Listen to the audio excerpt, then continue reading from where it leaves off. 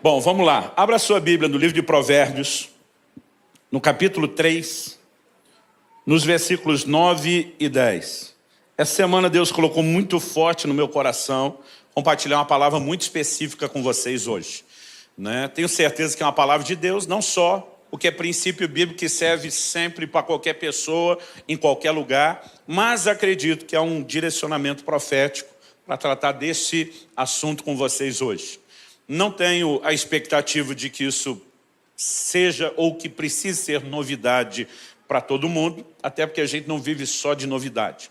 O apóstolo Paulo fala aos Filipenses: eu não me canso de vos dizer as mesmas coisas. Alguém aqui, além de mim, é pai ou mãe, tem filhos aí? Quero saber se algum de vocês conseguiu a façanha de fazer um filho arrumar a cama quando acorda, tendo falado uma única vez na vida. Tem alguém que conseguiu isso? Não. A gente vai batendo naquela tecla, a gente vai cobrando, a gente vai insistindo e vai ajudando eles a crescer. Na vida cristã não é diferente. É por isso que acreditamos na importância do discipulado. Se as pessoas só tivessem informação da pregação e já tivesse tudo resolvido, a gente não precisaria trabalhar. O livro de Hebreus diz: importa que nos apeguemos com mais firmeza às verdades ouvidas. Então, minha maior preocupação não é explicar o que você não sabe, mas talvez te ajudar a repensar algo que às vezes nós vamos perdendo a consciência. Então vamos juntos. Provérbios capítulo 3, versículos 9 e 10. Diz: honre o Senhor com seus bens e com as primícias de toda a sua renda.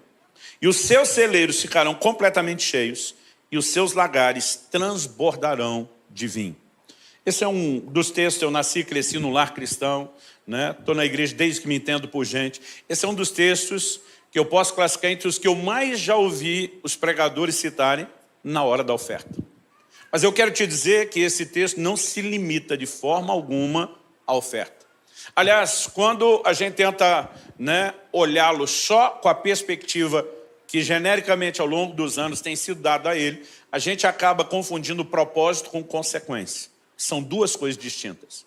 Quando Deus diz a respeito de honrá-lo com os nossos bens, com as primícias da nossa renda, ele está falando de um propósito. Quando ele diz que os celeiros vão se encher e os lagares vão transbordar, ele está falando de uma consequência, de um efeito colateral. Muitas vezes nós transformamos a consequência em propósito e ignoramos o propósito a ponto de não colocá-lo nem no patamar da consequência. O propósito é dar a Deus honra. A consequência são os celeiros cheios. Então, não será a minha ênfase a bênção dos celeiros cheios ou dos lagares transbordantes, mas sim o fato de que devemos dar a Deus honra. Durante muitos anos, no ministério, eu tinha dificuldade de pregar ou ensinar qualquer coisa ligada a dinheiro. Não precisava ser sobre contribuição. Minha palavra hoje não é sobre contribuição. A oferta já aconteceu, sua carteira está a salvo. Pode me ouvir sem nenhum medo ou resistência, ok? Mas durante muito tempo, como pastor, eu tinha esse receio. Até por conta de muitos exageros da parte de alguns, que faz com que os evangelhos, de uma forma geral, generalizadamente, paguem a conta. Mas eu comecei a perceber, e Deus falou muito forte comigo a respeito disso no início de 2001, eu já estava no pastorado desde 93, pregando a palavra de Deus há mais tempo, e até então eu quase não tocava nesse assunto. Deus começou a me fazer perceber o quanto a palavra de Deus enfatiza o assunto do dinheiro. Por exemplo, Howard Dayton, do Ministério Crown, no livro O Seu Dinheiro, ele diz: se você pegar os assuntos de fé e oração juntos, quantos concordam que fé e oração são assunto importante? Se juntar esses dois assuntos, a soma de versículos que tratam desses dois assuntos, dos dois juntos, vão dar em torno de 500 versículos. Mas sobre bens, riquezas e posses, a Bíblia tem cerca de 2.350 versículos. A Bíblia fala quase mais sobre dinheiro do que sobre salvação. Em quase metade das parábolas do Senhor Jesus, ele toca no assunto de bens, riquezas e dinheiro. Significa que nós não podemos ignorar o assunto. Pastor, o senhor está querendo dizer que esse assunto é mais importante? Não. A Bíblia fala bastante sobre o diabo e não está dando importância ao diabo. Quando ela fala a respeito dele, qual é a importância da abordagem do assunto? Que eu e você não sejamos enredados, que a gente possa ficar vigilante, bem esperto e não ter problema. Então, quando Deus fala bastante sobre dinheiro, não é porque o dinheiro em si seja importante, mas é porque Ele está dando a importância, a atenção que eu e você precisamos dar a um assunto delicado. Então, eu queria mexer um pouco nessa declaração de Deus que fala a respeito de honra. O verbo honrar significa distinguir, significa fazer distinção, significa fazer diferença.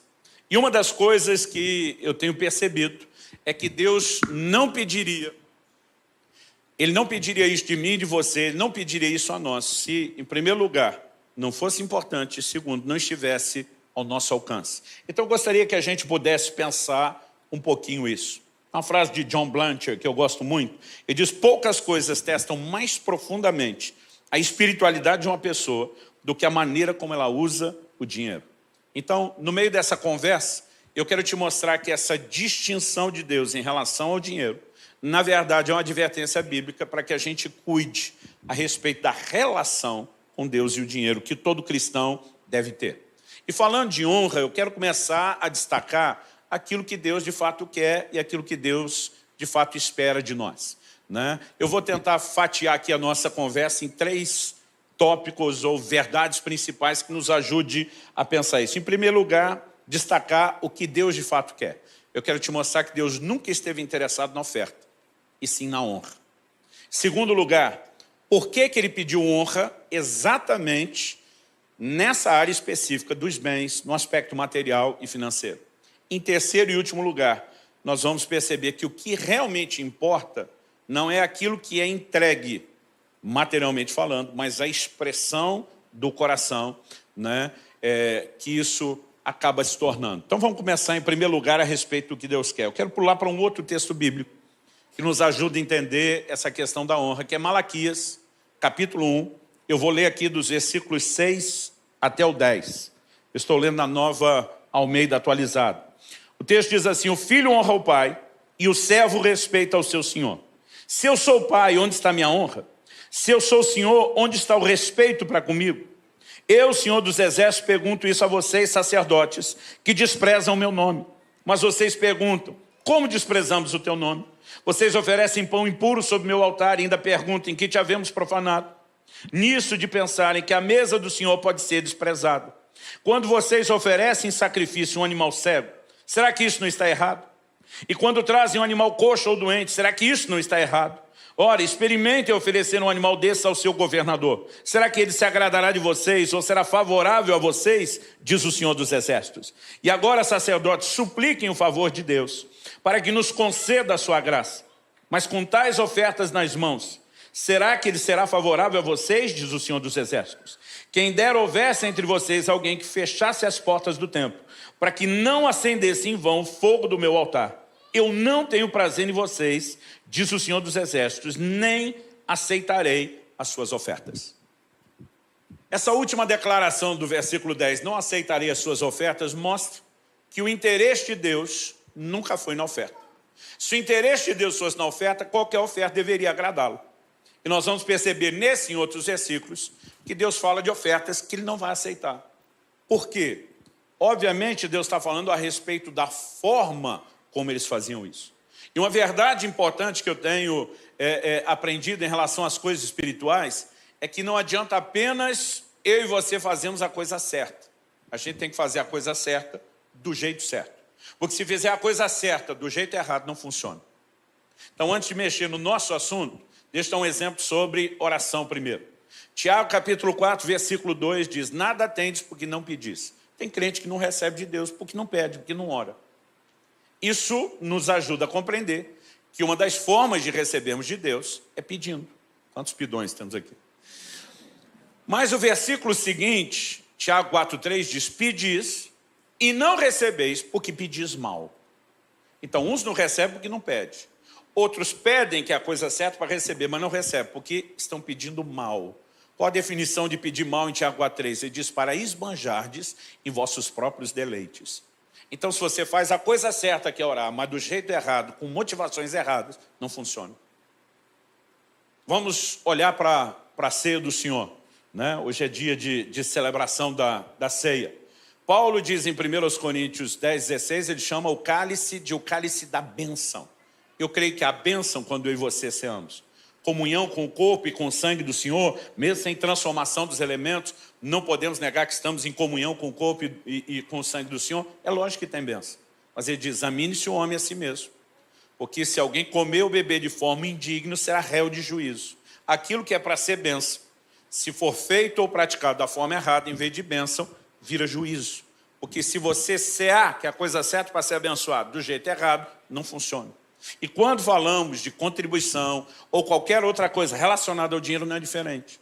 Então nós precisamos entender que Deus está dizendo a um povo que estava ofertando a ele chega ao ponto de dizer, quem dera houvesse alguém que fechasse as portas ali é do templo. Deus está dizendo, vocês estão acendendo em vão, à toa, o fogo do meu altar. Em outras palavras, o que ele está dizendo, se é para ofertar desse jeito, era melhor fechar a porta, não ter culto e acabar com a brincadeira. Porque Deus está dizendo, ou vocês me dão o que eu quero, que é honra, ou não precisa dar nada, que é a oferta. Em outras palavras, Deus está dizendo, eu nunca quis a oferta. Eu queria que a oferta fosse expressão de honra. Se vocês não vão me dar honra, não precisa dar oferta. Ele começa no versículo 6, cobrando. O filho honra o pai, o servo honra o seu senhor. São os dois níveis de relacionamento que nós temos com Deus. Estão sendo exemplificados aqui. Ele é nosso pai, nós somos seus filhos. Ele é nosso senhor, nós somos seus servos. Ele está dizendo, agora, por que é que vocês não me honram e nem me respeitam? E aqui Deus começa a cobrar a honra como o elemento essencial. Ele diz, leva para o seu governador que você está trazendo para mim. Desde aquela época já se fazia média com o governante. Ele diz, tenta agradá-lo com o que você me trouxe, para ver se você vai ficar bem na fita. Então Deus está dizendo, se você não vai me dar honra, não precisa dar, é nada. Você pega outros exemplos da Bíblia. A oferta de Caim e de Abel mencionada lá em Gênesis 4. Aliás, se você puder me acompanhar, eu quero ler esse texto também. Gênesis 4, de 3 a 7, diz assim, aconteceu que, ao fim de um certo tempo, Caim trouxe do fruto da terra uma oferta ao Senhor. Abel, por sua vez, trouxe das primícias do seu rebanho e da gordura deste. O Senhor se agradou de Abel e da sua oferta, mas de Caim e da sua oferta não se agradou. Aliás, algo interessante para observar é que normalmente quando Deus aceita e se agrada, não é meramente a oferta, é o ofertante. O texto continua e diz assim, Caim ficou muito irritado e fechou a cara. Então o Senhor lhe disse, por que você anda irritado?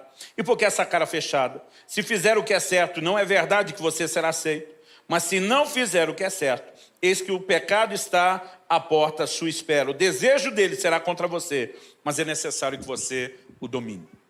A razão pela qual Deus aceita o ofertante Abel e a sua oferta, mas rejeita o ofertante Caim e a sua oferta, tem a ver com a forma como cada um fez. O texto fala de uma maneira muito clara no verso 7, que Deus diz para Caim, se procederes bem, como diz outra versão, se você fizer o que é certo, então o Senhor está dizendo, você não procedeu bem, você não fez o que é certo. Se fizer, ainda dá tempo de ser aceito. Significa o quê? Que se Deus tivesse interessado na oferta, qualquer oferta estaria valendo. Mas porque Ele está interessado na forma como nós fazemos, então não é qualquer maneira que é aceitável. Porque a de um foi aceitável, a de outro não. E aqui nós vamos encontrar o mesmo elemento essencial que estamos discutindo, honra. A Bíblia diz que Abel entregou ao Senhor das primícias do seu rebanho. O verso 2, que nós não lemos, fala que Abel era pastor de ovelhas e Caim era lavrador. Cada um está pegando o fruto do seu trabalho. Abel pega os primeiros frutos e a palavra primícia significa isso, primeiros frutos. Em vez de usufruir do seu ganho, ele vai oferecer algo ao Senhor. Qual é a declaração de Abel? Ele está dizendo para Deus, o Senhor é mais importante do que eu. O Senhor vem primeiro, eu fico por último. O que é que Abel fez? Ele honrou o Senhor. E Caim? Caim, o verso 3 diz, no fim de um certo tempo. A palavra tempo é indefinido no original hebraico. A gente não sabe se está falando de dias, semanas ou meses. Mas o que é claro é que ele deixou Deus por fim, no fim. Então, ele usufrui do fruto do seu trabalho. Depois de ter aproveitado tudo, olha para trás, sobrou alguma coisa? Sobrou. Então vamos dar para Deus. E eu quero te dizer que Deus não está interessado na sua sobra. Porque o que Ele quer de você não é o recurso que você entrega. Aliás, se Deus tivesse interessado no recurso, Ele não te daria de volta mais do que você deu. Ele nunca esteve interessado no recurso. O que é que Deus está interessado? Em que as coisas que têm valor material não concorram com o lugar dele. Nós vamos explicar isso um pouquinho melhor. Então, quando Abel o coloca à frente e põe a si mesmo depois, ele está dizendo a Deus, estou te honrando. Honrar é distinguir, fazer diferença. Quando Caim se coloca à frente e deixa Deus por último, não tem como se aceita. É só você olhar para o Novo Testamento, né? E você vai encontrar aquela declaração de Jesus a respeito de uma viúva pobre. Marcos 12, de 41 a 44, diz o seguinte: sentado diante da caixa de ofertas, Jesus observava como o povo lançava ali o dinheiro. Deixa eu fazer uma pausa. Você consegue imaginar a cena? Vamos imaginar um gasofilaço ou a caixa de ofertas aqui na frente. Jesus sentado aqui e observando o que cada um de nós está fazendo. O que eu acho interessante é que a Bíblia não diz que ele observava quanto as pessoas davam. A Bíblia diz que ele observava como as pessoas faziam. E essa é a chave. O texto continua e diz, ora, muitos ricos depositavam grandes quantias. Vindo, porém, uma viúva pobre, lançou 2 pequenas moedas, correspondentes a um quadrante. Quando se fazia o câmbio do dinheiro dos judeus para o Império Romano, que dominava o mundo, as 2 moedinhas junto dela davam a menor moeda do Império Romano. Ou seja, a oferta dela, na perspectiva contábil, era muito pequena. Chamando os discípulos, Jesus lhes disse, em verdade lhes digo que essa viúva pobre lançou na caixa de ofertas mais do que todos os ofertantes. O discípulo vira os ricos dando grandes quantias. A cabeça deles deve ter bugado quando Jesus fala isso. Como que ela deu mais? E aí vem a explicação. Qual é a explicação? Jesus diz, porque todos eles deram daquilo que lhes sobrava. Ela, porém, da sua pobreza, deu tudo que possuía, todo o seu sustento. Quando Jesus está dizendo que ela não deu mais dinheiro. Ela deu mais do que Deus espera que seja dado, honra. Quando os ricos estão dando grandes quantias, mas estão dando a sobra, se é sobra, significa que já fizeram tudo o que queria. Olha para trás, sobrou, dá para Deus. E eles só deram a sobra porque ainda conseguiram a façanha, que a maioria de nós não consegue, de fazer sobrar. Porque tem muita gente que sequer está dando a sobra para Deus, porque acaba não tendo sobra. Então ele estava dizendo para Deus, nós somos mais importantes. Se der, a gente põe no fim da história. Não estavam dando honra, mas deram grandes valores. Essa mulher dá um valor pequeno, mas dá uma grande soma de honra. Era tudo o que ela tinha, todo o seu sustento. Talvez fosse uma última refeição. É como se essa mulher falasse para Deus, se é para passar fome, eu acelero o processo. Mas o Senhor primeiro, eu por último. E esse é o tipo de gente que chama a atenção de Deus e cumpre aquilo que Ele quer. Quem está entendendo, diga amém. Atos 5 nos fala de um casal que deu uma grande oferta.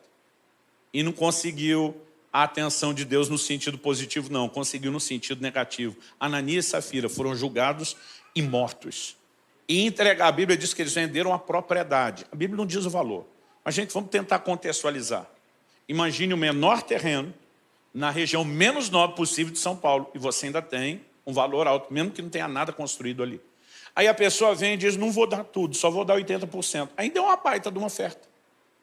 Mas a questão é que o que Deus tinha pedido era algo diferente. Eles, além de desobedecer, mentiram. Então, assim, não é a oferta. Deus não está interessado nela. É o coração. Se nós não prestarmos atenção nisso, nós nunca vamos relacionar com Deus da forma correta. Gênesis 22. Deus pede para Abraão a maior oferta que poderia ser pedida. O próprio filho. O velhinho esperou anos por um milagre e o cumprimento da promessa, que finalmente aconteceu. Eu fico imaginando a alegria deles. Né? Tanto dele como de Sara, a celebração. Daqui a pouco Deus fala para Abraão. Gênesis 22 começando assim, pegue o seu filho, seu único filho, o filho a quem você ama. Um dia eu estava lendo e falei para Deus, precisava falar isso tudo para o velhinho? O teu filho, único filho, filho que você ama, parece que o Senhor só está dificultando o que ele tem que fazer depois. Né? E o Senhor diz, ofereça em sacrifício. E lá vai o louco do Abraão, porque a gente não consegue definir isso de outra forma. A gente chama de pai da fé, mas é insano. A Bíblia diz que ele cria que das cinzas Deus poderia ressuscitar o filho, porque Deus não ia contradizer a sua palavra, mas ele vai disposto, né? E diz para os servos, nós vamos adorar, nós voltaremos, mas ele vai disposto às últimas consequências. Na hora que levanta o cutelo para terminar o serviço, o anjo do Senhor brada do céu, não faça isso. Eu não sei como você lê a Bíblia. Eu vou dizer como eu gosto de ler. Eu gosto de ler me colocando lá dentro da história, imaginando se fosse eu vivendo isso. E uma das primeiras coisas que me passa na cabeça é que se eu já estivesse naquela... Gente, eu não imagino com Abraão assim, de boa, vou sacrificar um filho como se fosse a coisa mais normal. Você imagina a tensão, o volume de emoções envolvido? Aí, a hora que ele levanta o cutelo, o anjo do Senhor brada do céu, não faça isso. Eu acho que se fosse eu, apesar do alívio, diria, se decida. O senhor quer ou não quer o menino? Mas eu acho que se eu gritasse isso, o anjo gritaria de volta, eu nunca quis o menino. O que eu queria era a sua disposição de entregar. Era a certeza do primeiro lugar. E já que eu tenho isso, pega de volta o menino e de lambuja, eu vou lhe dar uma grande descendência. Quando a Bíblia está dizendo, se eu e você honramos ao Senhor, Ele vai encher os bens, os nossos celeiros, ao honrarmos com os bens e transbordar os lagares. Ele está dizendo, eu não quero te esvaziar, eu quero te encher. Mas Ele está dizendo, eu só posso fazer isso depois da certeza de que isso não concorre com o meu lugar no seu coração. Então não se trata de barganha. É aí que nós vamos entender, e eu quero transicionar para o meu segundo ponto na construção do raciocínio, porque Deus pediu honra específica nessa área dos bens. Então vamos pensar juntos, gente. Não é a única forma de honrar o Senhor. Em Marcos 7, versículos 6 e 7, Jesus cita o profeta Isaías dizendo, esse povo me honra com os lábios, mas seu coração está longe de mim. Então existe um honrar com os lábios. O livro de Hebreus fala dos sacrifícios de louvor, que são fruto de lábios, confessa seu nome. Agora há pouco, enquanto estávamos cantando de adoração, nós estávamos honrando ao Senhor. Há muitas formas de honrar a Deus, mas em nenhuma delas Deus foi tão incisivo, direto e objetivo, como quando Ele pediu honra com os bens. Então a pergunta é, por que honrá-lo nessa área? Vamos começar por eliminatória. Não é porque Deus precisa. Em Atos 17, quando Paulo está pregando em Atenas, ele diz que Deus não é servido por mãos humanas como se precisasse de alguma coisa.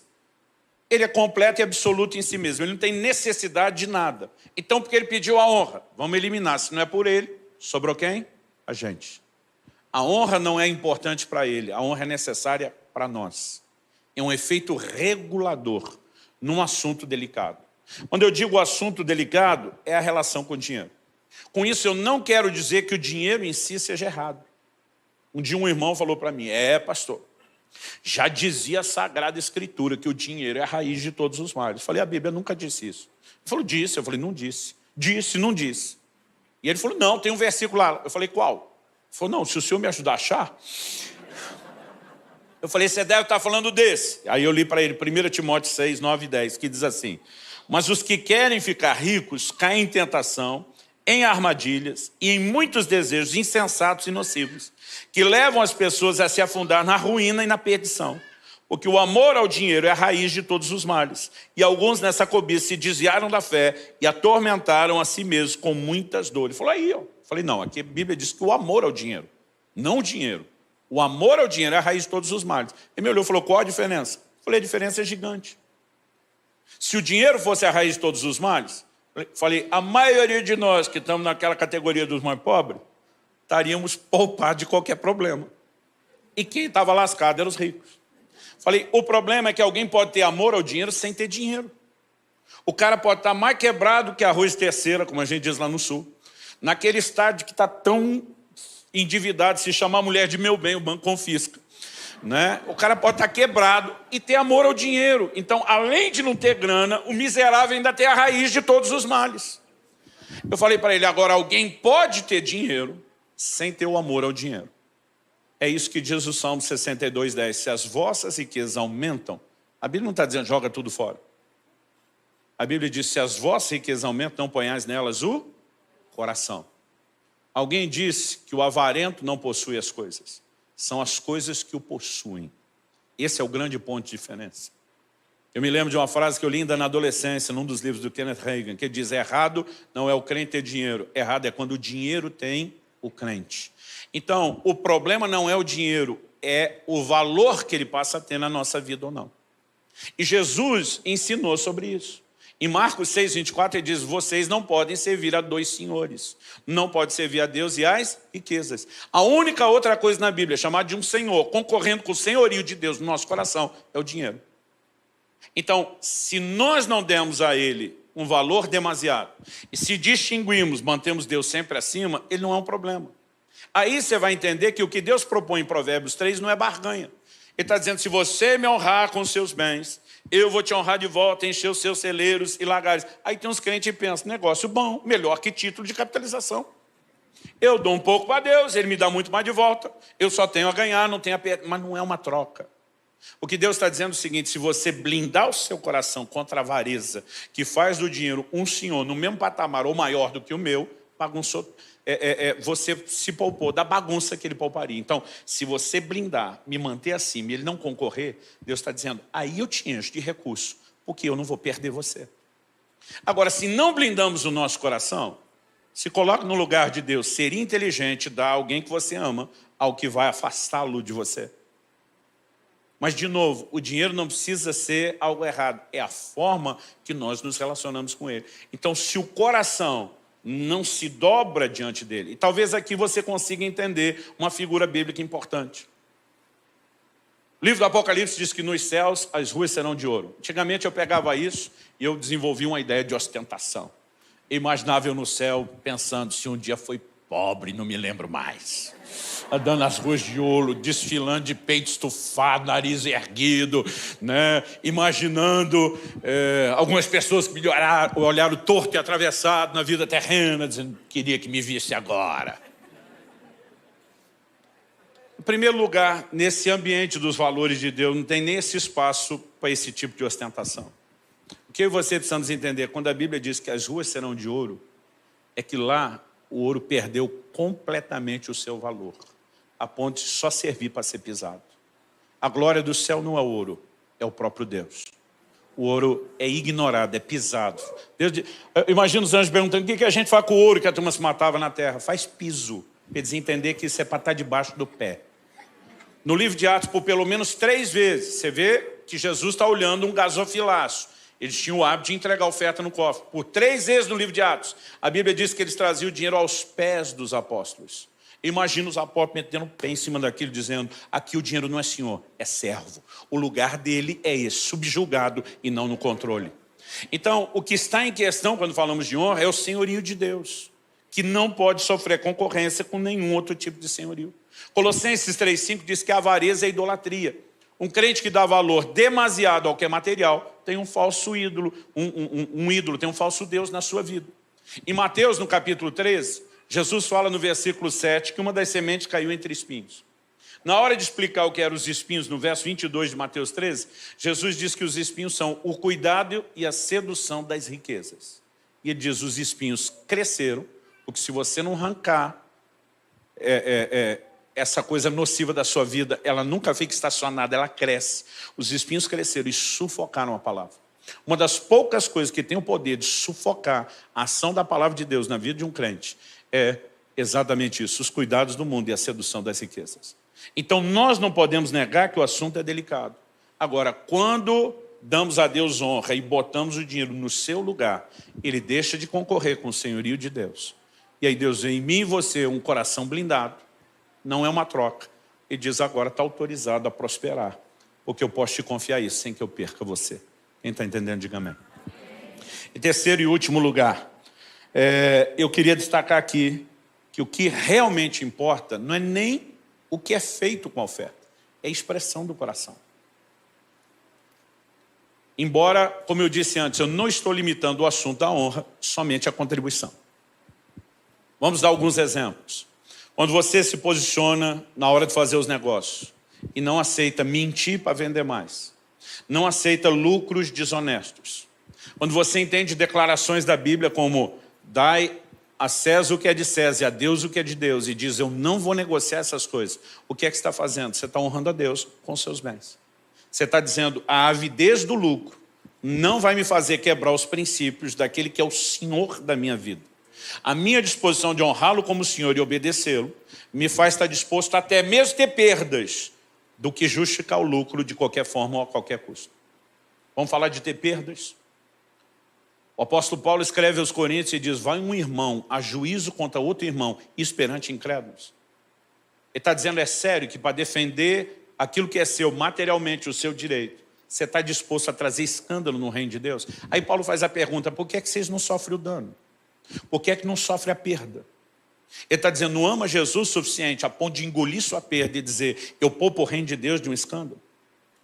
Quando uma pessoa abre mão desse nível de disputa e perdeu aquilo que era direito, esse dinheiro entrou no caixa da igreja como contribuição? Não. Mas é uma honra a Deus? É. Provérbios 19, 16 nos diz que o que se compadece do pobre, empresta ao Senhor. Produção, confere se é 19, 16 ou 16, 19 ou 17. Produção, e minha esposa está sentada ali, tá, gente?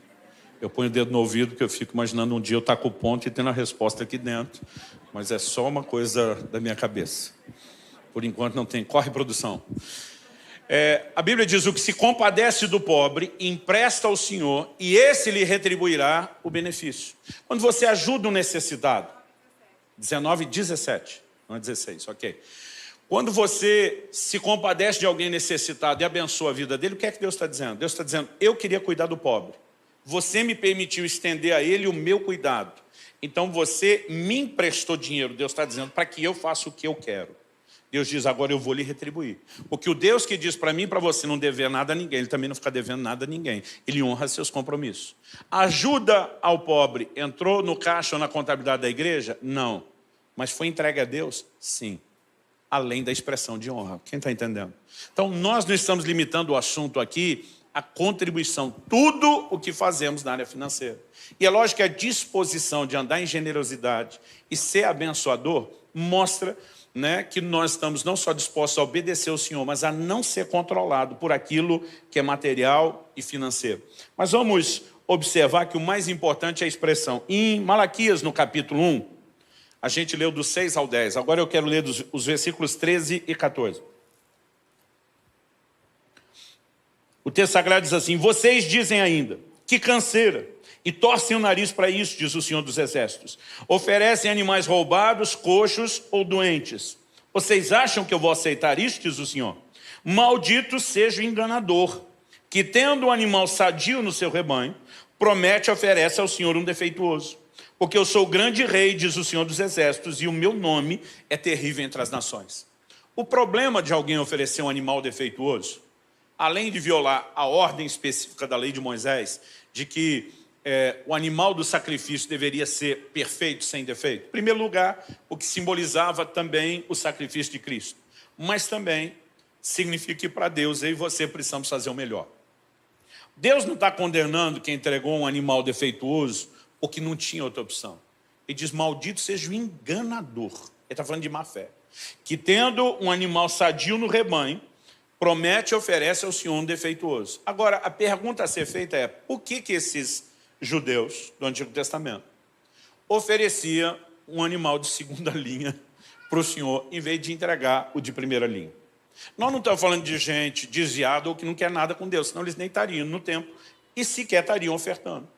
Mas já que foram ofertar, por que estão ofertando o pior em vez do melhor? A Bíblia não é clara a respeito disso, porque aí o assunto é motivação do coração. Então agora eu quero ser honesto e dizer que eu vou entrar no terreno da especulação. Tem coisas que a gente vai pensando, deduzindo, e a gente vê esse tipo de leitura e aplicação feito por Jesus e até mesmo pelos apóstolos algumas vezes. Então vamos imaginar. O que era feito com a oferta? O sistema de adoração do Velho Testamento não era com música como eu e você fazemos hoje. Davi introduz a música no seu tabernáculo. Ela era basicamente feita pelo grupo dos levitas, mas não por todo o povo. Eles já tinham a prática dos salmos, mas a ênfase não era como a que temos hoje na adoração por meio da música. Era principalmente no sistema de sacrifício. Agora, em termos práticos, o que é que virava o sacrifício depois de ter sido oferecido? Churrasco. O altar do holocausto era na churrasqueira com grelha e tudo. O sacerdote era o churrasqueiro expert, especialista, treinado naquilo. A gordura pertencia ao Senhor, o animal era limpo, a pele, as tripas, os órgãos internos eram removidos, a gordura era queimada diante do Senhor. E a carne que era assada no fogo era comida. A maior parte do sacrifício era comido pelo ofertante e sua família, e uma parte era entregue ao sacerdote e à sua família. Eles comiam aquela carne, virava churrasco. Eu imagino que, às vezes, o foco do ofertante ficava só no que será feito com a oferta. Ele pensava, talvez, assim: já que vai virar churrasco mesmo, por que é que eu vou entregar um animal perfeito, que lá fora, na hora de vender no mercado, pega um preço bom? e não entregar esse bichinho cego, manco. Quando a Bíblia fala de dilacerado, é quando um lobo tentou abocanhar, ele salvava, mas o bicho comia variado depois, né? Ou seja, era o bichinho de segunda linha que não tinha preço bom na hora de vender. Eu acho que o cara imaginava, vai virar churrasco mesmo. Gente, imagine você comendo agora, eu sei que é quase uma tortura fazer isso perto da hora do almoço. Imagina você comendo um pedaço de picanha. Toda vez que eu falo dela, ela aparece na minha frente, é impressionante. Aí você corta um pedaço daquela picanha, não sei você, eu gosto no ponto, põe na boca. Acho que você está saboreando ela. De repente você diz assim, que delícia. Pena que o bichinho era cego. Você consegue imaginar alguém com esse poder de degustação? Eu não. E olha que eu já tive superpoderes no meu paladar. Teve uma época, uns 30, 40 quilos atrás, né? Quando eu ainda bebia refrigerante, faz muitos anos que eu estou livre disso, eu dizia para as pessoas, se me der um copo de Coca-Cola, e eu beber isso, eu te digo a embalagem. Não era só dizer se é vidro, lata, eu digo se o plástico é mole, se o plástico é duro, né? Porque afeta o sabor. E um dia eu estou pregando no interior do Paraná, dei esse exemplo. Quando terminou o culto, fomos para a casa que eu estava hospedado. Quando cheguei, tinha um monte de gente lá. A maior parte era da liderança da igreja. Eu pensei, que está essa multidão? Quando eu cheguei, foi todo mundo abrindo espaço e, de repente, eu enxerguei. Tinha a mesa, que estava do lado de fora, numa cozinha externa, e tinha só um copo de Coca-Cola no meio. E aí o pastor falou, a hora do tira-teima. E essas são as testemunhas. Eu peguei aquele copo de Coca, dei um gole, e quando eu dei aquele gole, falei, a Coca é de uma garrafa PET de 2 litros, plástico mole. Falei, mas esse pinguinho, que algum miserável colocou de Pepsi Twist Light, tentando me enganar, isso é apelação. Um irmão estava do lado diz, cruz credo. Aí eu já emendei uma outra brincadeira que eu fazia, na época eu sabia de cor os códigos de barra de cada tipo de produto. Eu falei, e pega aí, falei pro dono da casa, pega a embalagem que eu vou dar mais um gole e falar o código de barra. Quando eu falei, ele, o sangue de Jesus tem poder. Agora, nem com esse nível de superpoderes que eu já tive, provando a picanha eu conseguia saber se o bicho era cego, se era míope, se enxergava direito. Porque, na verdade, não vai mudar o gosto da carne. Né? Agora, imagina esse cara dizendo, para que me preocupar em entregar o melhor se não faz diferença? A questão não é o que seria feito com a oferta. É a declaração que está sendo comunicada. Quem está entendendo, diga amém. Eu nunca fui louco de dar à minha mulher uma flor murcha despencando. Mas é flor igual, a outra ia morrer do mesmo jeito. Você imagina? Porque a questão não é a flor, é a declaração que está por trás dela. E quando eles olhavam só para o que será feito e perdiam de vista a mensagem, é onde, de fato, eles deixavam de comunicar honra. Vamos dar uma olhada em outro exemplo do Novo Testamento, e aqui a gente termina. Marcos capítulo 14.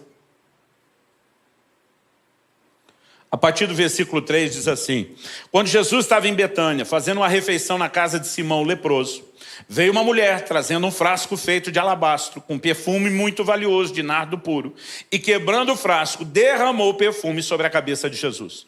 Alguns dos que estavam ali ficaram indignados e diziam entre si, para que esse desperdício de perfume? Esse perfume poderia ter sido vendido por mais de 300 denários, para ser dado aos pobres. E a última frase diz, e murmuravam contra ela. Se murmuravam no original grego bramavam, gritavam contra ela. Significa que o negócio virou um barraco. Todo mundo está indignado, porque a frase que eles usam é, porque o desperdício de perfume. Eles estão olhando, desperdiçou, não vai ter utilidade. Aquela turma está dizendo, para ser vendido, portanto. E, gente, os valores que são mencionados aqui são assustadores. Quando ele diz, podia ser vendido por mais de 300, nós não sabemos quanto mais, se é 315, 330, 350. Imagina se fosse mais de 350, alguém diria, quase 400. Agora, isso era para vender o perfume de segunda mão usado. Não significa que é o que custou. Era o dinheiro que dava para fazer em cima. Então, provavelmente deve ter custado mais. Agora, o denário era o pagamento de um dia de trabalho de um trabalhador normal. Isso significa que dos 30 dias do mês, todos os 12 meses do ano dos judeus tinham 30 dias exatos, diferente do nosso calendário. Você tira a média dos 4 sábados, vamos até exagerar que um mês podia ter 5. eles tinham um ganho entre 25 a 26 denários por mês. 300 denários é o equivalente a 1 ano de salário integral. Esse é o valor que foi desperdiçado. Então, multiplique isso pelo que você ganha. O salário, a renda mensal, vezes 12. É lógico que aquela turma está indignada. Mas por que eles estão indignados? Porque eles só estão pensando no que é que dá para fazer com o recurso da oferta. Agora, qual foi a reação de Jesus? Verso 6. Mas Jesus disse, deixem a mulher em paz. Por que vocês a estão incomodando? Ela praticou uma boa ação para comigo, porque os pobres estarão sempre com vocês, e quando quiserem, pode fazer-lhes o bem, mas a mim, vocês nem sempre terão. Ela fez o que pôde, ungiu o meu corpo antecipadamente para a sepultura. Vamos tentar entender isso? O Salmo 16, que é uma das profecias messiânicas mais repetidas no Novo Testamento, diz, não deixará a sua alma na morte, nem o seu corpo verá corrupção. Essa profecia falava de Cristo que, embora morrendo, não permaneceria morto. E não só diz sua alma não vai permanecer na morte, mas diz seu corpo não verá corrupção. Nos 3 dias em que esteve morto, o corpo de Jesus não se decompôs. Diferente de Lázaro, que a Bíblia diz que em 4 dias cheirava mal. Isso não aconteceu com Jesus. Jesus está dizendo, ela ungiu o meu corpo. Jesus está dizendo, enquanto vocês só estão olhando projetos, o que se faz com recurso, essa mulher me enxergou. Ela discerniu a minha pessoa. Ela viu algo que vocês não viram. Ela entendeu a necessidade de um ato profético ungindo o meu corpo, simbolizando com isso que a unção real e verdadeira do Espírito Santo vai envolver e guardar meu corpo para que ele não veja corrupção. Jesus está dizendo, enquanto vocês estão olhando o projeto, ela está vendo a minha pessoa. Há uma diferença enorme entre uma coisa e outra. E aí Jesus conclui no 9. Em verdade lhes digo que onde for pregado em todo o mundo o evangelho, Jesus está dizendo, em todos os lugares, em todas as épocas onde o evangelho chegar, também será contado o que ela fez. Só para que a gente aprendesse? Não. Jesus diz para a memória dela. Jesus imortalizou essa mulher, Maria de Betânia. E o que ele estava dizendo com isso era o seguinte, onde o evangelho chegar, eu quero que essa mulher seja lembrada pelo que ela fez. É um nível de honra que dessa forma direta e explícita ele não deu nem à sua família, nem aos 12 apóstolos. Agora, se como diz 1 Samuel 2,30, Deus diz, eu honro os que me honram, ele tem honrado ela dessa forma, foi porque ele se sentiu muito honrado. Porque ela entendeu que contribuição não diz respeito a apenas financiar projeto, mas a enxergar o próprio Senhor e declarar algo a respeito dele. Quem está entendendo, diga amém. A Bíblia é honesta de uma forma que às vezes nem eu queria que fosse. Em João 12,6, o apóstolo João denuncia Judas, que foi o primeiro tesoureiro da história da igreja. A Bíblia diz, ele carregava a bolsa onde era colocada as contribuições do ministério de Jesus. E João diz que Judas era ladrão, metia a mão na bolsa. Agora imagina você, trabalhou um dia inteiro suado, foi no dia seguinte ouvir Jesus ensinando, resolveu entregar o seu dia de trabalho, aquele denário que você entregou, que foi na bolsa, logo ele, não foi o do outro, não foi de outra pessoa, o miserável do Judas pegou logo o seu denário. Se o valor da oferta fosse aquilo que é feito com ela, essa pessoa que entregou não teria benefício nenhum. E não estou, imagino que você vai entender isso, fazendo apologia ao mau uso dos recursos de forma alguma. É só você ver o juízo de Deus sobre Judas e você vai perceber quão sério é o assunto e como Deus vai julgar quem está brincando com isso. Então, não estou fazendo apologia, mas a questão é, independente do que será feito, o maior valor não é o que se faz, não é como se faz, é a declaração, é a expressão de quem entrega algo. A Bíblia diz no livro de Hebreus que a oferta de Abel ainda fala. Significa que falou na época, está falando até hoje, porque é uma linguagem por trás das nossas ofertas, por trás das nossas ações. Cada vez que eu e você dizemos não ao controle do dinheiro, sim ao controle de Deus, nós estamos não apenas exaltando o seu senhorio, nós estamos falando da importância que ele tem. E quando esse lugar é preservado, Deus olha para mim e para você e diz, já que você não corre o risco de ser controlado por um outro senhor que vai destruir sua vida, eu autorizo você a prosperar. E você vai viver isso de forma sobrenatural. Esse é o lugar de equilíbrio. Nós não podemos ignorar a importância que essa compreensão tem na vida cristã. Eu gostaria de terminar propondo aqui algumas coisas. Em primeiro lugar, sentado mesmo no seu lugar, eu gostaria que você orasse. E não apenas falasse com Deus. Eu tenho certeza que Deus está falando com cada um de forma diferente. Eu gostaria que você orasse colocando sua vida diante de Deus, reavaliando essas verdades e a maneira como você tem agido em relação a isso. Talvez esse seja um momento oportuno para você reafirmar o senhorio de Jesus sobre sua vida e para você dizer: Mamon, as riquezas não vão me controlar. Talvez seja um momento oportuno para permitir que o Espírito Santo mostre aí. Você está demasiadamente preocupado, dando valor demais a isso. Pode ser uma hora de ajustes. Mas esse também pode ser um momento para aqueles que nunca tomaram a decisão mais importante da sua vida, de fazer de Jesus o seu Senhor. A palavra Senhor é fraca na nossa cultura e na nossa língua portuguesa. O máximo que a gente imagina é o filho dizendo para o pai: sim, senhor, ou alguém na cadeia de comando da hierarquia militar falando para a patente superior: sim, senhor. A palavra Senhor no original grego, como era empregado no mundo antigo, era a palavra que o escravo usava para se dirigir ao seu amo. Senhor significa dono, significa possuidor.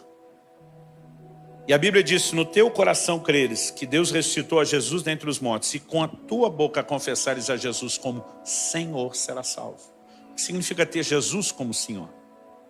Em Lucas 6, 46, ele diz: por que vocês me chamam Senhor, Senhor, mas não fazem o que eu mando? Os seguidores de Cristo não são apenas pessoas que acreditam na sua existência, nem só que acreditam na obra de salvação e redenção dele morrendo em nosso lugar na cruz, mas são pessoas que se dispõem a serem governadas pelos seus ensinos. E se há algo que eu e você não podemos ignorar, é o quanto Jesus falou sobre essa relação com o dinheiro. Você não precisa se livrar dele, mas ele não pode controlar você. As contribuições são parte de um exercício de desprendimento, mas não são a única expressão de honra. As decisões que você toma no dia a dia, que você, precisa tomar a cada dia, vão demonstrar quem está no controle da sua vida. E ou você pode reafirmar o senhorio de Jesus, ou se você nunca fez isso, você pode tomar essa decisão. Ou talvez haja alguém aqui, ou nos acompanhando por essa transmissão ao vivo, ou mesmo depois gravado, que talvez se afastou do Senhor Jesus e precisa se reconciliar. Eu também quero dar esse segundo grupo, assim como aqueles que nunca decidiram, a oportunidade de uma decisão. Você sabe que Deus nunca deixou de amá-lo, nem de oferecer perdão. Mas muitas vezes, ou por vergonha, ou pela dificuldade de acreditar que você pode conseguir ver isso funcionando, você tem hesitado. Talvez você esteja se perguntando: como é que eu vim parar aqui, nesse auditório, ou na frente dessa tela onde você assiste a transmissão. Mas lá no fundo você sabe que o próprio Deus te trouxe e Ele está te chamando de volta. Então, enquanto os demais estão orando, colocando sua vida em dia diante de Deus, eu quero fazer a pergunta: alguém aqui nesse auditório que queira hoje entregar sua vida a Jesus, fazer dele o seu Senhor, ou reconciliar-se com Ele, voltar-se para Ele depois de ter se afastado ou distanciado?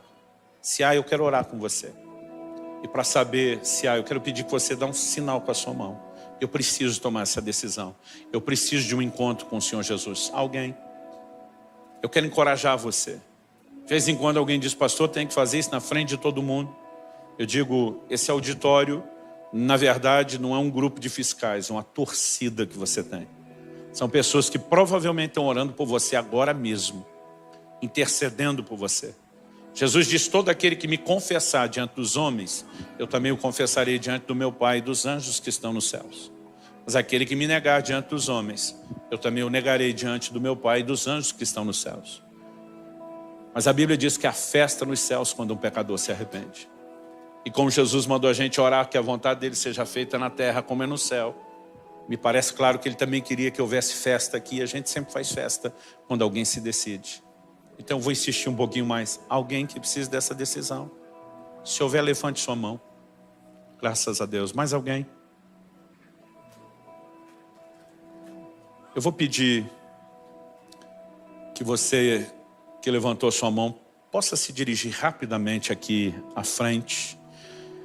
Eu quero que você que está no seu lugar tenha a liberdade de celebrar conosco a Deus essa decisão, com uma salva de palmas ao Senhor. Você que nos acompanha pela transmissão e quer tomar essa decisão agora, você também pode fazer isso nesse momento. A Bíblia diz: todo aquele que invocar o nome do Senhor será salvo. Muitas vezes nós ajudamos as pessoas a repetirem a oração, mas o que você realmente precisa é clamar o nome de Jesus, é reconhecer sua condição de pecadora dele, de Salvador, é entregar o controle nas mãos dele. E isso precisa ser feito publicamente, não só a primeira decisão. Isso depois será seguido pelo batismo, que é uma confissão pública. Você pode orar com ele.